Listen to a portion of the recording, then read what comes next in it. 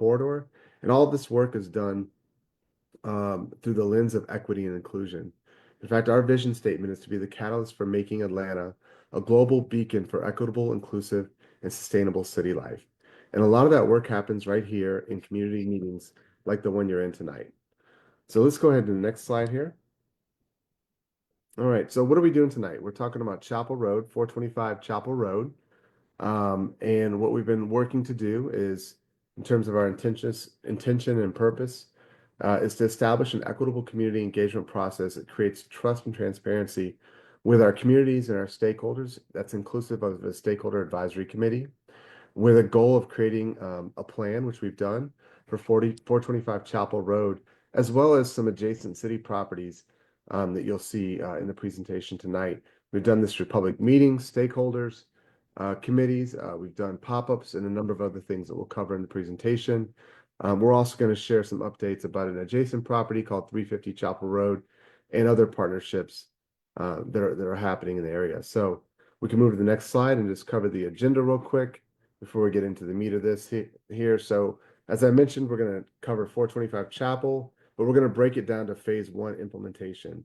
Then we're going to talk about the Proctor Creek Restoration Project, which falls right inside our site, along with partner projects. So at this point, that kind of concludes our introduction. I'm going to hand things over to Chelsea Arkin to give us what we're really here to listen to. Thank you so much. Thank you so much, Nathan. And thank you so much for giving me the time to present tonight. So for those of you who haven't met me before, my name's Chelsea Arkin, and I'm the Senior Manager of Housing Policy and Development for the Beltline. I want to give you an update about our property at 425 Chappell Road, like Nathan mentioned. I'm sure most of you who are on the call are familiar with the site, but for those of you who are new, I'm going to provide a short summary. So this is a 31-acre assemblage in the historic Weston Heights Bankhead neighborhood. We're directly south of Maddox Park and adjacent to 30 acres of city-owned land that Nathan mentioned. And that land currently houses several public works facilities and will eventually front directly to Westside Trail Segment 4, which will be opening in the next couple of months. A section of Proctor Creek runs through the site as well, so I'm going to share a little bit about that and our plans for that later. And we purchased the land from Brock Built as part of our Beltline affordable housing strategy, which is to strategically acquire land within the Beltline tax allocation district, specifically with the intent to create long-term affordable housing and affordable commercial options around the corridor. So we recognize that if we can control the dirt, then we can ensure what is developed on it is designed to meet the community's needs. And this is an example of that. And in coordination with the City of Atlanta, we've developed a long-term plan for all 60 acres of land, but we plan to develop ABI's site first in phases. And I'm going to talk a little bit about the different phases of development of this site. But overall, our plan for the site includes both single-family and multifamily housing, including affordable housing, as well as neighborhood-level commercial space and a large amount of green space. And we have completed a rezoning for the site that will allow for the level of development that I'm going to talk about. We didn't actually have to change the zoning of the site. It was always zoned PDMU, but we did have to update the density and the floor area ratio to match the current plans for the site because the plans that were previously envisioned by Brock Built were a lot lower density. And because of the level of development that we are anticipating for this site, we also did complete a development of regional impact process, which is a program through the Atlanta Regional Commission. And this included a traffic study and an analysis to ensure that the site will not negatively impact the surrounding neighborhood. And that successfully concluded a couple of months ago, and now we have entitlement to move forward with development. We're really excited about this site, which presents a tremendous opportunity to create a truly catalytic development for the neighborhood. We're planning on bringing in much needed housing and retail options to meet the needs of the community. And we also really have important opportunities to improve park and green space, bike and pedestrian mobility, improve connectivity, both internally and to the regional trail network. And like Nathan mentioned, we have drafted a request for proposal for the first phase of development of the site, which I'm going to go into in this presentation. Our primary goal for this is to bring in rooftops. We want to deliver housing, including affordable housing and neighborhood level commercial space during this phase. Next slide. So before I give you an update on our plan for the property, I know everyone's anticipating that. I just want to give you an update on kind of our community engagement efforts to date. So this has been really, really critical in informing our plans for the site, and I see a lot of familiar names on the call tonight. But we've held a series of 7 meetings with a group of stakeholders. We had one on Thursday, as well as 8 larger public meetings like this one we're having tonight. And this was to share ideas for the site and get feedback from this community. It's been a very iterative process. We've also presented to multiple neighborhood associations, NPUs, and at different community events and pop-ups to get additional feedback and buy-in. Next slide. So now I'm going to give you a recap of the community feedback we've received to date. Next slide. I've divided this into land use priorities and programmatic priorities. And so these are kind of the common denominators of what came up during all of our community engagement efforts. So on the land use side, we know that we want to have new housing, we want to see commercial space, we want there to be transportation options, connectivity options, as well as green space. And then programmatically, we want to make sure that there are multiple kinds of housing. So for sale housing, rental housing, affordable housing, market rate, also space that's available and affordable for local small businesses. We want to ensure easy access to the Beltline Trail as well as to the Bankhead MARTA station. We want there to be mobility programming and a way to provide greater connectivity both internally and externally. And we want to see economic development and programming around neighborhood investment. We also want to make sure that there is arts and culture programming involved in the plan for the site. Next slide. So we approached the planning for the site by first working with our planning, civil engineering, and market analysis teams to create a framework for the development of the site. And we created this framework for all the public land in the area. So that includes our 30 acres of land that I've been talking about, plus the 30 acres of city-owned property that's adjacent. So this property currently holds public works facilities, and the city is actually working on a plan right now to relocate these facilities and then to redevelop the property to its highest and most impactful use. So what we looked at was first mapping out what made sense for density within the site, as well as considering multiple connections through the site to improve bike and pedestrian mobility and to improve connectivity both internally and then to the regional trail network, to the mainline Beltline Trail, to the adjacent community, and then also that included direct connections to the Bankhead MARTA station through Maddox Park. So that's what you see kind of in the dotted orange lines. We also considered other projects in the area that were being undertaken by the city's watershed department, including the Valley of the Hawks project to the east, the Proctor Creek Wetlands project at Hollowell to the west, and also the Friends of Maddox Park lap trail that's directly above where it says Future Phase C. However, at this time, our focus really is on the Beltline owned property, specifically the area that you see highlighted in orange is Phase 1A and B, and that's what I'm going to talk about. Next slide. So the plan for the combined site envisions over 3,100 residential units in various typologies. That includes multifamily, single family, mixed use, for sale, and rental housing, as well as about 123,000 square feet of commercial space. And this has opportunities for big box retail, smaller mom and pop stores, neighborhood commercial. The big box retail in this plan is positioned right along Hollowell Parkway. And so we plan to develop the property in phases. And like I said, the ABI portion will be the first. Next slide. So here's our plan for the ABI property only, which will include 3 different phases. So as part of this phase development, we plan to develop the site with housing, both single family and multifamily housing, commercial space, and really emphasize the green space on site. The first phase, which we have developed an RFP for, which I'm going to talk about next, is lower density for sale housing, including affordable housing and about 5,000 square feet of neighborhood level commercial. So that's block 1 that you're seeing. And the purpose of this phase is to really bring in rooftops. And it's kind of like the first step in the placemaking of this site. But once this space is completed, we will then bring in higher density multifamily rental housing, and that'll happen in phases 2A and 2B. That'll also include affordable housing. And then the later phases will have even higher density housing, which could be up to about 6 stories with structured parking. And that'll be kind of as we have established the site more fully. I also want to note that I have 2 guests here today who are going to be discussing other affordable housing that's being developed in the area. And all of these units are planned to have deeply affordable units that have units set aside for our community's most vulnerable. Sorry, I'm just going to take a sip of water. Next slide. All right, so now I'm going to go into the RFP for phase 1. Next slide. All right, so we collected all this information through all these processes and put together an RFP for the first phase of the site, and we intend to release this in the next 30 days. The goal of this phase is to first, as I mentioned, bring in these new rooftops as homeownership opportunities, including opportunities for affordable homeownership.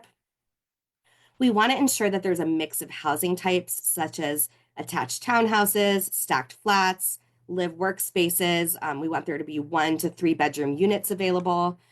We'd like to price these homes between $250,000 and $400,000, with some permanently affordable through a land trust model, where the homeowner would purchase the physical home, while the land the home sits on would be ground leased at a nominal fee. Taking the land out of the transaction allows us to create more affordable purchase options for homeowners. And those affordable homes would be managed by a City of Atlanta approved qualified administrator in a community land trust model and would be permanently affordable. We're also looking to provide down payment assistance and other forms of assistance to eligible buyers. And I really just want to emphasize that ABI is committed to making this happen.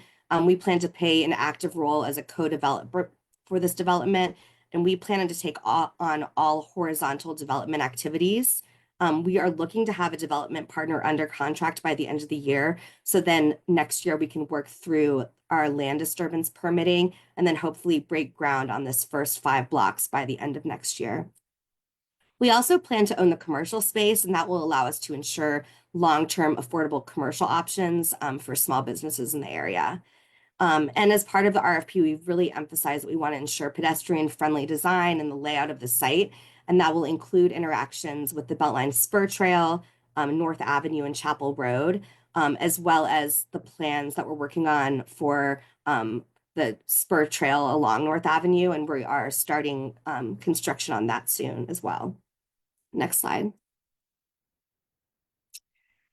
All right, and as part of this, Nathan mentioned, we plan to clean up the area around the portion of Proctor Creek that runs through the site. So we were able to actually secure a grant through Georgia EPD to help with the cleanup, and we plan to issue an RFP for a partner to help with these efforts this summer. We really think that this can be a beautiful amenity for the site. We'll be removing impervious surfaces, invasive species, revegetating the stream buffer, cleaning up the water. So it'll be really, really nice amenity for the site. Next slide. So as we think about next steps, I just want to emphasize all of this has been really happening behind the scenes. So we're going to release the RFP, hopefully in the next 30 days. We are really excited to get a good partner on board. We've got our Proctor Creek stream restoration, where we will also be releasing an RFQ for a consultant to do that work for us, working on the Spur Trail concept design along North Avenue. Next year, once we finalize our partnership, we will start land disturbance planning and permitting. We're also planning on replatting the site per the plan that I showed you before.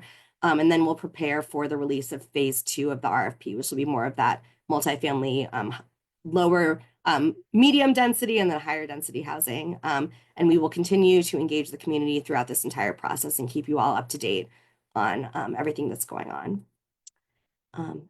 Next slide. And with that, I'll just open it up for questions, if anyone has anything. Yeah, let me get it all set up real quick here. Jumping Okay. into the Q&A. Okay, so thank you. I appreciate that, Chelsea. That was very, very thorough. We wanted to break up the presentation a little bit here, so we're going to do a kind of a mid-meeting Q&A session. We're going to try to get to as many questions as we can. We'd like to focus on the presentation Chelsea gave just now, and then we'll get into our partner presentation. So questions can be and comments can be typed or verbally expressed by raising your hand. Our audience is made up of Zoom online and phone attendees, as well as Facebook Live attendees. Let's briefly review how you can all contribute to this conversation. So if you're on the phone and you'd like to raise your hand, just hit *9 on your telephone keypad. And I'll see that and I'll work you into the discussion. When I click a button on my side, you're going to hear in your phone that's going to tell you to hit *6 and you'll be unmuted at that point. If you're online, you can submit a response anytime in the Q&A box. In addition, you can upvote a response by clicking the thumbs up icon. The raise your hand feature is also available to all Zoom participants. However, we are prioritizing our phone attendees. So, we want to try to kind of mix up the conversation, make sure everybody has a voice. Don't worry, Facebook Live out there. We want you to participate as well in the comments section. Someone from our staff will either address a question or elevate those to the Q&A box so that I can work that in as well. So let's see what we got here. I'm just pulling it up. All right, so we have a few questions here in the Q&A box. We're going to start with, is the presentation being is the presentation recording being sent to us? It's not being sent out, but it will be living on our website at beltline.org/meeting. So I'm going to put that as a response real quick here. And then next one here is, how can citizens like myself get involved? Well, this is actually a great place for you to be involved. We're actually kind of reaching a point in the project where we will be going into procurement as we look to get to phase one going here, but continue to stay abreast through community meetings. Since you're here, Andre, at this meeting with your email registered, when you registered for the meeting, you will get additional notice. We do have a project page if somebody can put that in the chat as well. Beyond that, there are other ways you can get involved in Beltline, and actually Akeem beat me to it. He actually put in the chat here, beltline.org/volunteers. We have various volunteer opportunities here at the Beltline. Thank you. Next question. I'm going to send this one over to Chelsea. Does this affordable housing include Section 8 vouchers? Thanks for your question. So these first five blocks that I'm talking about, these are just going to be affordable home ownership opportunities. So that wouldn't include Section 8 vouchers. Further phases will be multifamily rental housing, and that could definitely include housing choice vouchers and other vouchers. And one of the presentations that we're going to have after this from our partner, TBG Residential, is going to talk about a project that's really close by where they actually were awarded, I think, 57 vouchers for residents. Great. Thank you, Chelsea. And then I'm going to go ahead and looks like we got a couple hands up here, so we're going to try to mix these in. So Frank, you should be able to unmute your line if you want to go ahead and ask a question. And we are asking that we limit it to one question or comment per hand raised, just in the sake of time here. We'll circle back around too for our second Q&A. Can you hear me? Yeah, thanks, Frank. Good, thank you. You answered my question earlier. Thank you. Great, thank you so much. All right, and we're gonna go ahead and Akeem, now you should be able to do the same. Hey, I want to say thank you all for the meeting tonight. And my question would be around the CXX rail in the area. Do you know if there's like plans to renovate that bridge while the construction is going on, with all the modernization going on? I don't know of any plans with CSX, but we can definitely follow up on that. Okay. All right, and then the next question in the Q&A is from Samantha. What is the estimated completion date for the first 5 blocks? I think the remainder of this year will be evaluating responses to the RFP and then hopefully choosing a development partner, possibly finalizing plans with them by the end of the year. And then the next year we'll be working on getting our permitting together, finalizing the plan for the site. So I think that probably the earliest that we would be able to break ground would be the end of next year. And then hopefully we're really looking to build this as quickly as possible. That's one of our criteria that we've included in the RFP is how quickly we can put these on the market. So as soon as possible after that. All right, we're going to take the next 3 questions in the Q&A, and then we're going to have one more hand raised before we move on to the rest of our presentation. So we have plenty of time for additional Q&A. Next question is, what is the AMI that you all consider affordable? So I think it's in one of the slides, but for these homeownership units, it'll be 80% and 100% AMI, with none of the units set aside any higher than 120% AMI.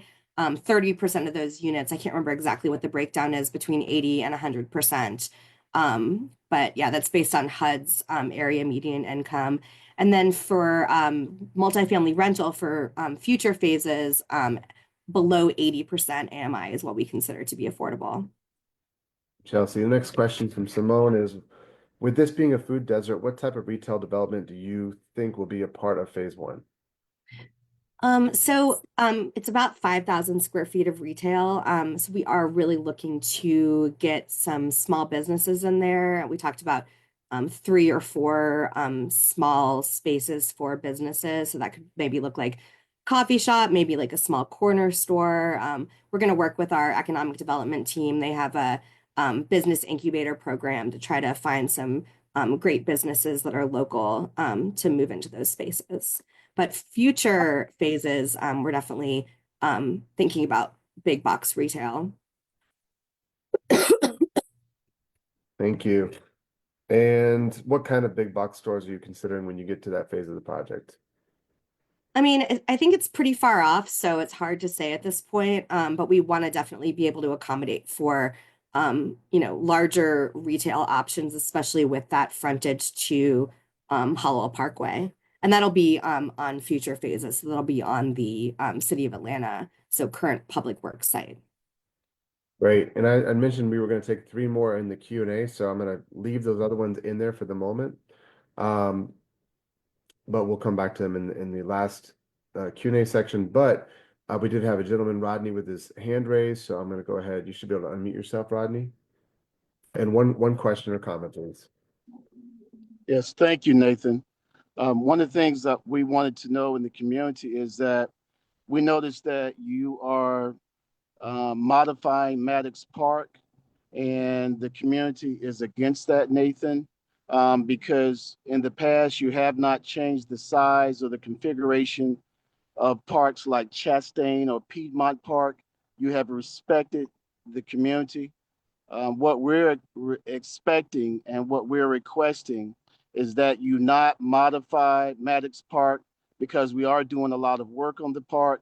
And Friends of Maddox Park that I lead, we're working to create a walking trail, and the top part of the top part that you're proposing to take over is for the children to engage in sports and games. So I want to understand, the question is, why are you modifying this park when you would never do that to Chastain or Piedmont Park in a wealthy community? Please respond. So some of the changes that we're talking about for the park are including direct access to the lap trail that Friends of Maddox Park is putting together. So if you want to go back to the, I think the development framework, we can show you a little bit more about that. But yeah, our goal is really to have more direct access through the park. So to provide access to the MARTA station through the park, and really have folks that will be moving on site to use the park as an amenity. So definitely not trying to take away from plans for your redevelopment of the park. And I think the future phase that you're talking about, where we talked about a potential land swap, that would be during the City of Atlanta development of the property. So this is right now, we're really just talking about the Atlanta Beltline owned property. So that phase 1 of development, which is all taking place on ABI's property. All right, thank you, Chelsea. We're going to go ahead and move on to our partner presentations. Again, though, we should have plenty of time for question and answer at the end of this part of the presentation. So I'm going to turn it over to Sarah Buckner. She's with TBG Residential. All yours. Great, thank you so much. I appreciate the introduction and I'll happily get into it. My name is Sarah Buckner and I'm a Senior Development Manager at TBG Residential, and we're working with Atlanta Beltline and a partner, City of Refuge, to develop 350 Chappell Road to bring 218 units of affordable housing to the Grove Park neighborhood. If you could move to the next slide, that would be great. Thank you. A little bit about who TBG is before we get into any project specifics. If you're unfamiliar, TBG is an affordable housing developer based here in Atlanta. We've been in business since 1918, but really specializing in affordable housing in the last 20 or so years. 100% of what we do is affordable housing. The way that our company is structured is not only are we the development company, but in-house, we also have our own construction company as well as our own management company. So I say that to tell you that we're not bringing in any third parties. We're here from these types of conversations till 30 plus years down the road. And so if you move to the next slide, please. Thank you.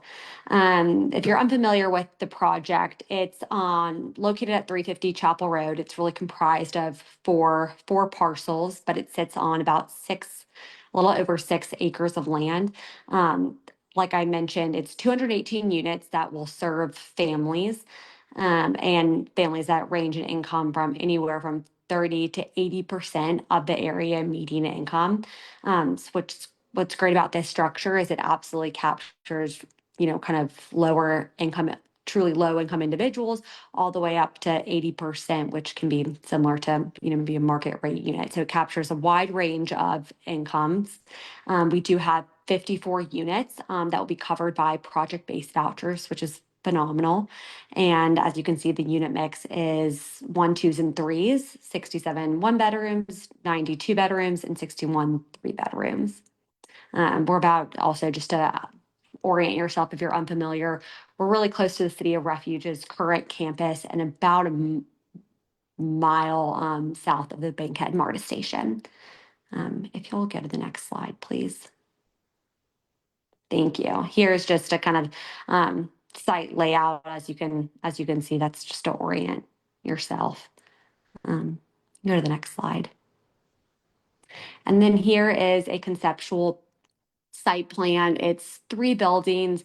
All of them are 4 stories, but as you can see, the one that kind of fronts Chappell Road is supposed to be a 3-4-story split.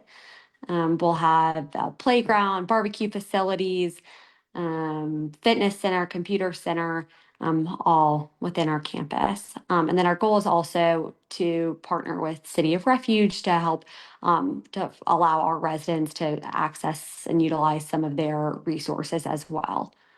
You can go to the next slide. And then here's just a conceptual elevation of what it could look like. We're still in very preliminary phases working with our architects and things like that to kind of shape up what this will look like. We're hoping to close by the end of this year. And then typically from there, it's a 16-month to 18-month, depending on how things go in the City of Atlanta, construction process before we're placed in service. So that's kind of the rough timeline from where we stand today. I don't think there's another slide, but if you'll click just to make sure.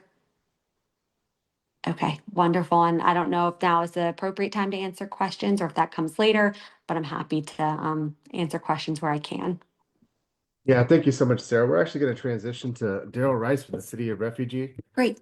City of Refuge, excuse me. Thank you very much. Oh, thanks, Nathan, and good to see everyone this evening, and glad to hear your questions and feedback. City of Refuge acquired the property at 350 Chappell, and then we were placed in a situation of trying to understand what do we do next. We pursued various options. The Atlanta Beltline approached us about purchasing the property and then leasing it back to a developer that we might identify for affordable housing purposes. So we sold this property to the Beltline, and then we identified, after vetting six different developers, we chose TBG because there seemed to be mission alignment. I want everyone to be assured that City of Refuge has no financial stake at this point in any of the projects that are being discussed this evening. We have mission alignment with both the ABI and TBG, and our interest is in serving the citizens of the Westside and providing services. So the services that are available to residents of the 350, we have on our campus within walking distance of 350 Chappell, Mercy Care Medical Clinic, full medical, including dental, vision, pediatric, and mental health services. We also have a counseling center, after-school programming, elementary through high school. We have a full 8-week summer camp program that's been in operation for several years that will be available to the residents of the 350. We also have a Napa auto shop that provides services to the community, to our residents, and also to our staff. We intend to, well, right now we're operating two days a week, a fresh market, fresh produce, vegetables, fruits and groceries.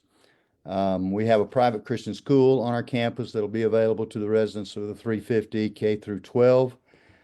Various job training opportunities for workforce development, culinary arts, cybersecurity training, auto technician training, customer service, and a host of other opportunities. We will be opening a community credit union in our new facility that I'll show you in the next slide. And that will be the first bank on the Westside we think it's the first bank in about 30 years. That facility will also include an entrepreneurial incubation center. If I can have the next slide, please. You're looking at the picture on the lower left. You see the building under construction. That's what we're calling the Transformation Center. The two buildings in the mid section on the right of the left slide is the current campus of City of Refuge, been there since 2003. So the transformation is 1343 Joseph E. Boone. We are projecting a completion date by the end of this year. There will be 25 units of affordable housing, 1 4-bedroom, and then an equal mix of 3-bedroom and 2-bedroom units. This first level will be open to the public. There will be a neighborhood market there. There'll be a detox center and behavioral health center, an entrepreneurship hub, and that will also house the credit union. And this is directly across the street. When you look at the bottom of the slide, that's Chappell Road, and 350 Chappell is across the street. And the slide on the right is the artist's rendition of the final 1343 Boone. And with that, I'll turn it back to our hosts. Hey, thanks so much, Daryl. I did promise we're going to have plenty of Q&A time. That completes both segments of our presentation.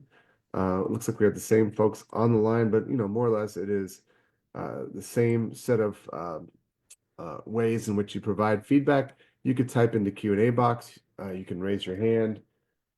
We will prioritize the Q&A box. And then we also have our Facebook Live attendees who can put it in the comment box. So I'm going to go to the top of the queue here from before. Michael wants to know, is phase 1 shovel ready, meaning are all the funds in hand? Chelsea? We are just, starting the part where we are getting a development partner for the site. So we are prioritizing partners that will have the financial capability to move forward as quickly as possible. But, not technically shovel ready. We also have to get all the permitting for the site, which will take place after we finalize plans with the development partner. So likely starting at the beginning of 2026. Great. The only other question I had in the Q&A, Rodney, you'd actually asked this in our stakeholder meeting on Thursday, and Dennis actually addressed that question with you with regards to a community impact analysis. If you'd like to put, we have your contact information I'm happy to set up a meeting with you, and I will proactively reach out to you this week to do so, to discuss this further because that was addressed on Thursday. Do we have any other questions to be submitted at this time? I do see a couple that have come in. I want to And the actually first- just respond really quickly to the, you said only 25 affordable units. So we just talked about two different properties. One has 25 affordable units and the other one has 100 and, how many is it, Sarah? It's 218 Sorry, units. of 218 total. affordable units, and 54 of those have housing vouchers. So that would be serving folks earning, that could be earning 30% AMI or below. Great. Next question is, what's your plan to avoid pulling back the sale from the developer on this project, like what took place with Murphy Crossing? We're not selling the property, so we'll maintain a ground lease on the property. So this is just a completely different structure plan for the property. Next question is, will patios, balconies, or private outdoor space be included for all units regardless of income level at the 350 property?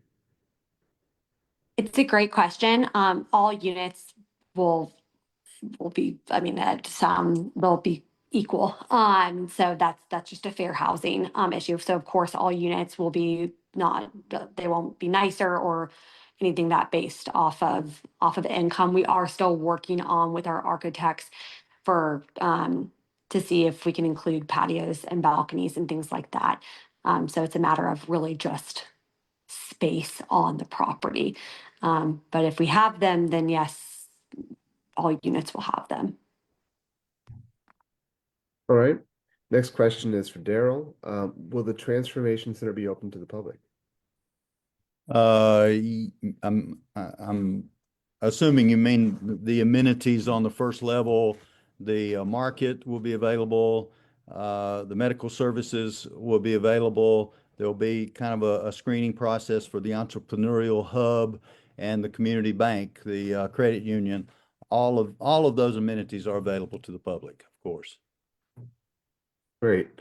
Next question from Akeem is there a community benefits agreement or written contract outlining specific deliverables to the neighborhood? And I don't know, that could be for either of the two projects.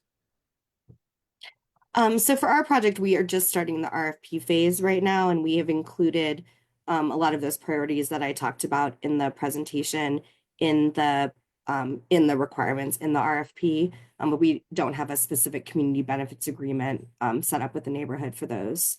But it will be, those are the requirements of the RFP, and the affordable housing will be permanently affordable, and that'll be governed by a land use restriction, and that's how the units at the 350 are, and the units at City of Refuge as well. So, there's no worry that those would become market rate.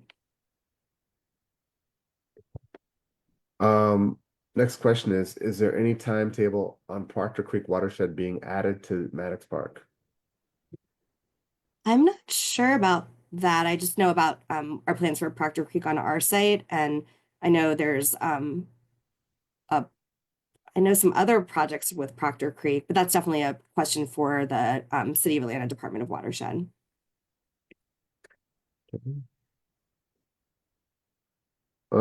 And if we could, on the presentation, we should have a map showing the location of the 350 Chapel project. If we could go back to that, that would be great. Because the question is to clarify the location. Sure. Moment here.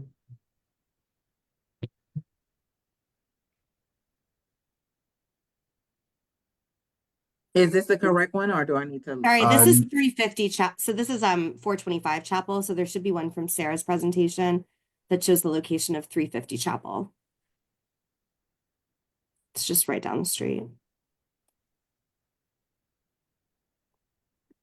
Yeah, so you can see where it is at Chappell Road and Conway Place. If you go back one more slide, I think it's a little bit easier to also orient, just in like yeah. There you that might go. be That's what I was helpful. looking at. There you go. So let's go ahead and leave that slide up here for Shannon. Rodney says never answered the racial impact of the development. That was never answered last time. We did not do a racial impact study. So again, if you know, I will reach out to you, Rodney, um, just to see if we can address any of your other questions or concerns. But um, we did not do a racial impact study. Why not a community benefits agreement is the next question from Rodney. You would do that in Buckhead. We have actually never done a community benefits agreement at ABI. So, and we do have property in Buckhead. All right, so that clears out the Q&A. Rodney, if you'd like to unmute yourself for a question or a comment. Yes, a quick question, and thank you, Nathan, is that in the process, I know you do the community engagement, but how do we know community engagement is actually community inclusion? The reason I asked that, Nathan, is because you get a lot of comments, but how do we know which comments are cherry picked and which ones are included? Because as I mentioned to you, there are things that the community does not want with some of these projects. Know they'll be included.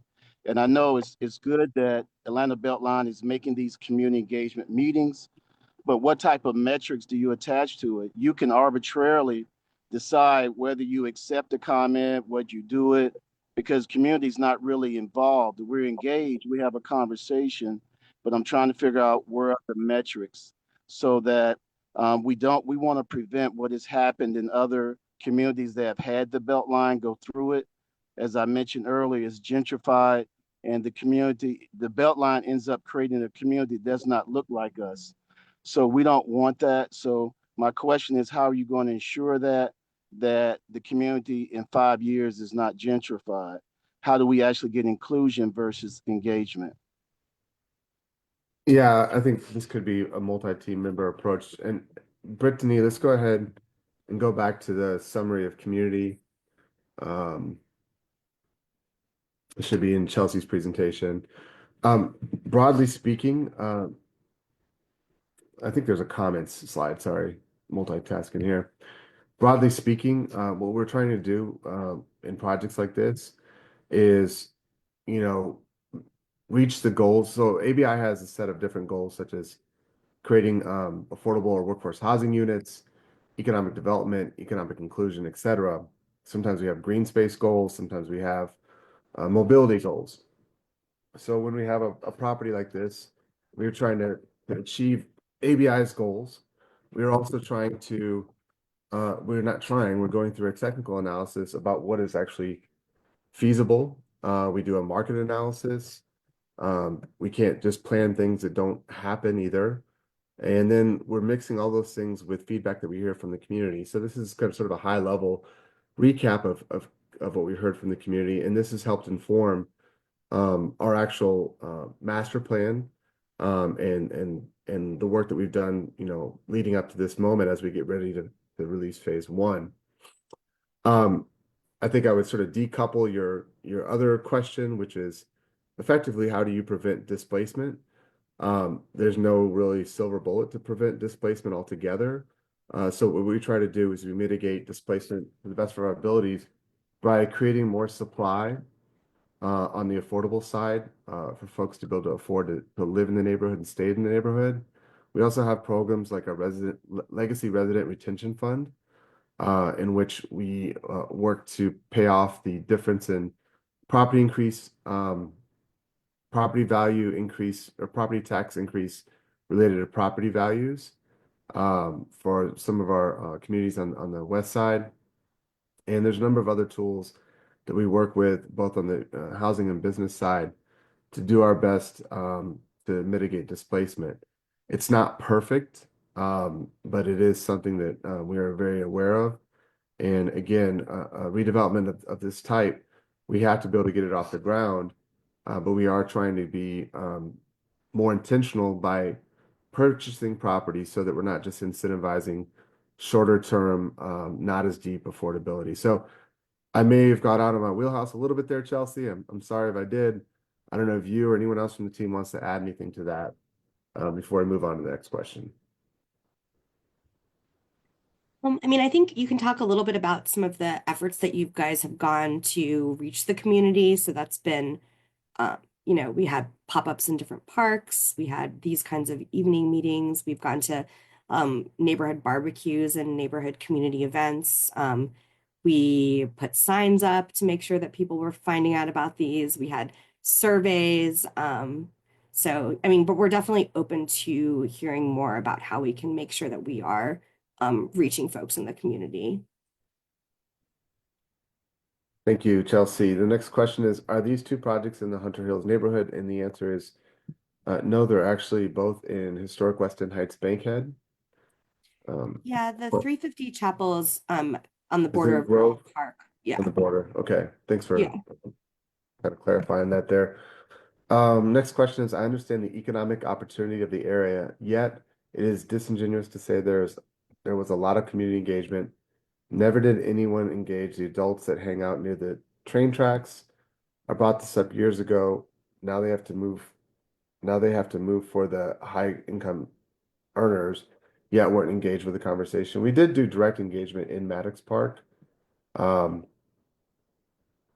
Put up signs we, there. Yeah, we didn't, I mean, no, I think that I don't know. I've driven this area a lot of times, and I've seen people hanging out off and on by the train tracks. But I mean, putting up signs and making sure that we pop up in Maddox Park and are available.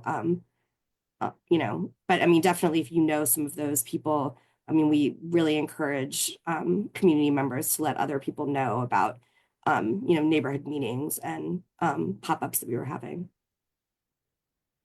and the next question is for ABI. Once the project is live, do you plan on doing community programs similar to other parts of the Beltline, like free workouts and festivals? The answer is correct, or excuse me, it's yes. We do have it's actually through the Atlanta Beltline Partnership, our sister organization, who does all the free health and fitness programming, and it's generally spread out throughout the Beltline corridor where there's either active trail and or a park is typically where most of those activities happen. Although there are some trail walks and things like that. We've had festivals at Washington Park. Um, really, the partnership has ABI hasn't actually created any festivals. All right, next question. Or Michael says at the pool. Yeah, we were down sort of that Right by the lower pool. area, but we had signage in the entire park. What is your legacy community retention rate, Chelsea? I don't know that we have I'm that. not really, yeah, I'm not really sure how you would measure that metric. This property is completely vacant right now, though, so there's not going to be, there's no one that's currently living there, so it wouldn't be displacing individuals on the property. That's what you're asking. But maybe this is a good time to bring up our legacy resident retention program through Atlanta Beltline Partnership, so we can put some information about that in the chat. But that's a program where Atlanta Beltline Partnership helps to pay increases in property taxes for legacy residents in several Beltline neighborhoods, including this one. All right. Well, that concludes our last question of the evening. So we can go to the next slide. We have a few polls as we close out tonight's meeting. Um, all right. So the first poll is, was the information presented tonight helpful in changing your perception and or understanding of the Beltline project? So it's going to be a yes or a no.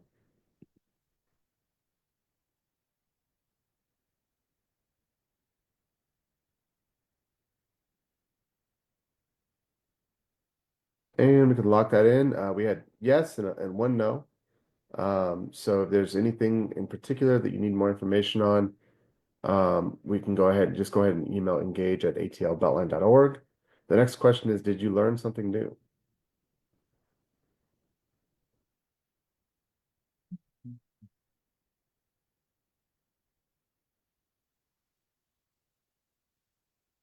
And we'll lock that in at a yes. A little more clarity for one person, but most people learned something new. Um, again, engage@atlbeltline.org. We can go ahead and put that in the chat. That'd be great. All right, so this kind of wraps up a couple years of engagement on this property. As we've worked our way towards phase one, but we will still be continuing to engage as we move forward. And we appreciate everyone being part of the process. The recording will be posted online along with the presentation. Many thanks this evening, and we hope to see you on the Beltline.